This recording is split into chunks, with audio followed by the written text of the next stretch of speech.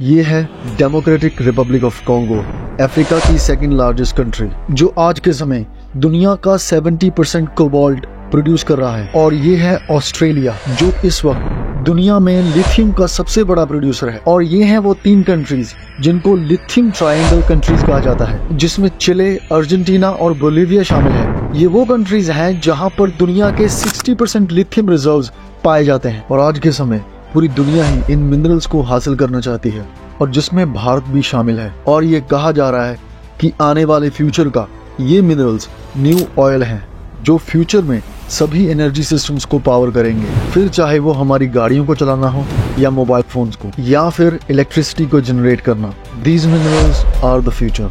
तो इस वीडियो में हम जानेंगे कि पूरी दुनिया इन मिनरल्स को क्यों हासिल करना चाहती है और कैसे ये मिनरल्स हमारी लाइफ के हर पहलू पर इम्पैक्ट डालेंगे, और स्पेसिफिकली भारत इन मिनरल्स को हासिल करने के लिए क्या कुछ कर रहा है।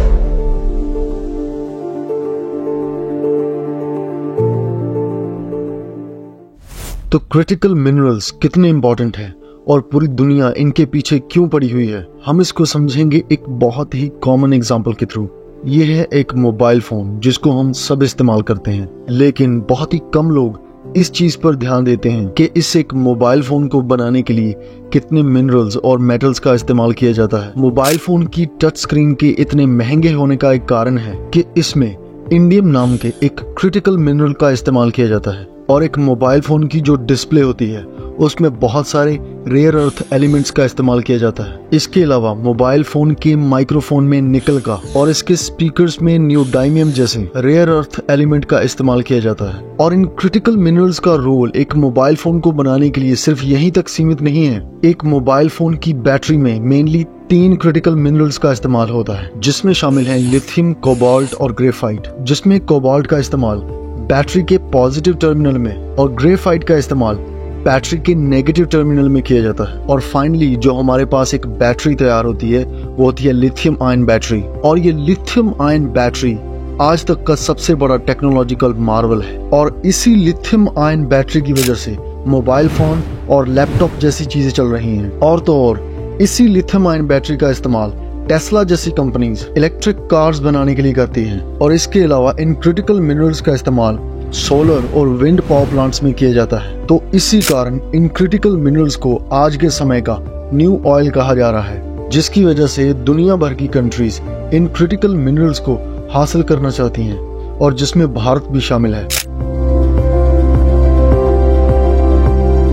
लेकिन इसमें सबसे बड़ी प्रॉब्लम ये है कि ये क्रिटिकल मिनरल्स दुनिया की हर एक कंट्री में नहीं पाए जाते। इन मिनरल्स के रिजर्व्स सिर्फ कुछ ही देशों में पाए जाते हैं, जैसे कि लिथियम के मामले में साउथ अमेरिकन कंट्रीज जैसे कि चिले, बोलिविया और अर्जेंटीना ये सबसे आगे हैं। इसके अलावा दुनिया की 70% कोबाल्ट प्रोडक्शन DRC यानी कि डेमोक्रेटिक रिपब्लिक ऑफ कॉन्गो में होती है। और यहाँ पर भी चाइनीज कंपनीज ने इन माइंस को लीज पर ले रखा है। और अगर हम निकल की बात करें तो दुनिया की 35% प्रोडक्शन सिर्फ इंडोनेशिया में होती है। और फाइनली रेयर अर्थ एलिमेंट्स के मामले में चाइना नंबर 1 है। चाइना दुनिया के 90% रेयर अर्थ एलिमेंट्स को प्रोड्यूस करता है, और जिसमें चाइना को बीट करना बिल्कुल इम्पॉसिबल है। Now this is crystal clear कि इन मिनरल्स का इस्तेमाल आने वाली फ्यूचर की हर तरह की टेक्नोलॉजी में होगा।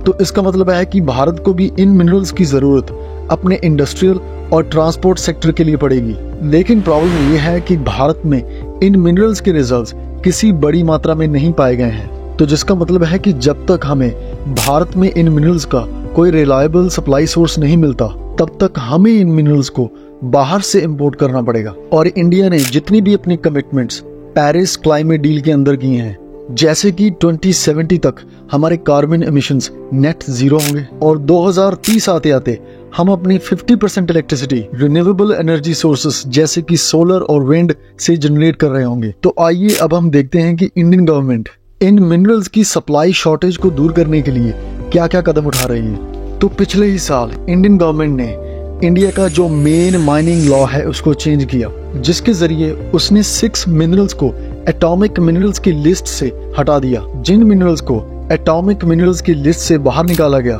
उसमें लिथियम, टाइटेनियम, टैंटलम और नायोबियम जैसे मिनरल शामिल थे। इन मिनरल्स को एटॉमिक मिनरल्स की लिस्ट से बाहर निकालने का फायदा ये हुआ कि अब इन 6 मिनरल्स को प्राइवेट सेक्टर भी माइन कर सकता है। तो जिसका मतलब है कि आने वाले कुछ सालों में ये पहली बार होगा कि भारत में लिथियम की माइनिंग प्राइवेट सेक्टर द्वारा होगी। इसके अलावा जियोलॉजिकल सर्वे ऑफ इंडिया अपनी पूरी कोशिश कर रहा है कि इन मिनरल्स के रिजर्व्स को भारत में ही ढूंढा जाए, और इस मामले में इसको कुछ हद तक सफलता भी मिली है, क्योंकि फरवरी 2023 में जीएसआई ने ये अनाउंस किया था कि इसको जम्मू कश्मीर के रियासी डिस्ट्रिक्ट में 5.9 मिलियन टन के लिथियम रिजर्व्स मिले, और 2021 में अरुणाचल में वनेडियम का पाया जाना और हाल ही में पंजाब की सतलुज रिवर में टैंटलम का पाया जाना, ये सब भारत के लिए अच्छे संकेत हैं। और इसके अलावा इंडियन गवर्नमेंट ने एक स्पेशलाइज्ड एजेंसी को सेटअप किया है जिसका नाम है काबिल खनिज विदेश इंडिया लिमिटेड, जिसका मेन काम है कि दुनिया में जहां पर भी इन क्रिटिकल मिनरल्स के रिजर्व्स पाए जाते हैं उनको ढूंढकर